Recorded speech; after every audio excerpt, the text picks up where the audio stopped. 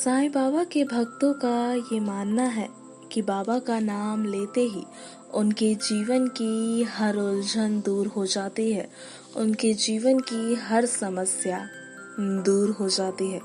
कुछ लोग साईं को भगवान कहते हैं तो कुछ अवतार मानते हैं, वहीं कुछ भक्त साईं को फरिश्ता भी मानते हैं।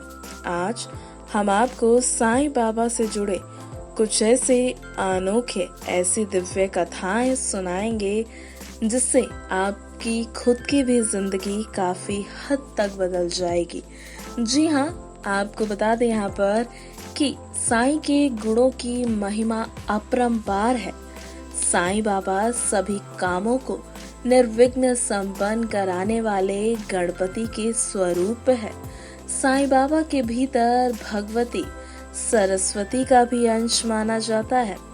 साईं संपूर्ण सृष्टि की उत्पत्ति, पालन और संहार के अधिष्ठा देवों यानी कि ब्रह्मा, विष्णु और महेश का भी अंग माने जाते हैं। साईं ही स्वयं गुरु बनकर भवसागर से पार उतारते हैं। जी हाँ, अब आपको साईं बाबा से जुड़ी एक ऐसी कथा सुनाते हैं जिसमें ये कहा गया है कि साईं बाबा ने 60 सालों तक गेहूं पीसा था। चलिए आपको बताते हैं क्या है कथा। एक दिन सुबह सुबह साईं बाबा हाथ से पीसने वाली चक्की से गेहूं पीसने लगे। ये देखकर वहां मौजूद सभी लोग दंग रह गए, लेकिन साईं बाबा से इसका कारण पूछने की हिम्मत किसी में भी नहीं हुई। सब सोच रहे थे कि साईं बाबा के ना तो कोई घर है, ना परिवार, और इनका गुजारा भी भिक्षा से हो ही जाता है। फिर भला क्यों साईं बाबा गेहूं पीस रहे हैं? साईं की ये कौन सी लीला है?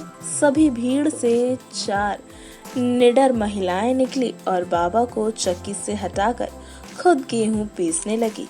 जब सारा गेहूं पिस गया तो चारों महिलाओं ने आटे के 4 हिस्से किए और लेकर जाने लगी। तभी साईं ने उन्हें रोका और कहा कि ये आटा लेकर गांव की मेड़ पर बिखेराओ। फिर पूछने पर पता चला कि गांव में हैजा नाम की बीमारी का प्रकोप फैल चुका था और आटा पीसकर बिखेरना उसी जानलेवा बीमारी का उपचार था।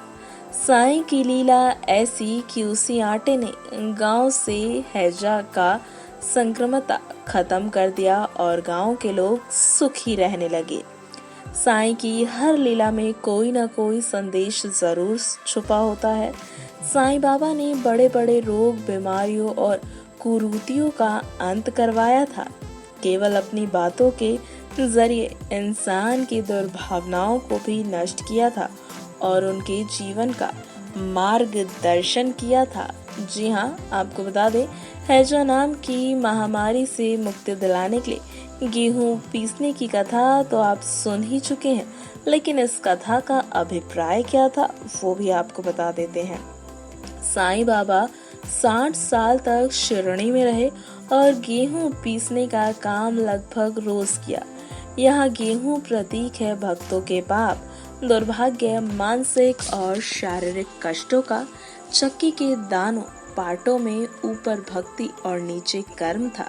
चक्की की मुठिया जिसे पकड़कर गेहूं पीसा जाता था वो है ज्ञान का प्रतीक, यानी भक्ति और कर्म के बीच ज्ञान के जरिए ही इंसान की सभी बुराइयों का अंत हो सकता है।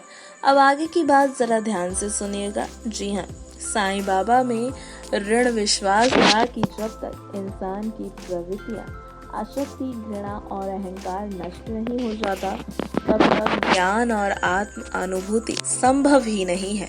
मूर्ति, वेदी, अग्नि, प्रकाश, सूर्य, जल और ब्राह्मण उपासना के इन 7 तत्वों के बावजूद सद्गुरु को ही सबसे सर्वश्रेष्ठ माना गया है।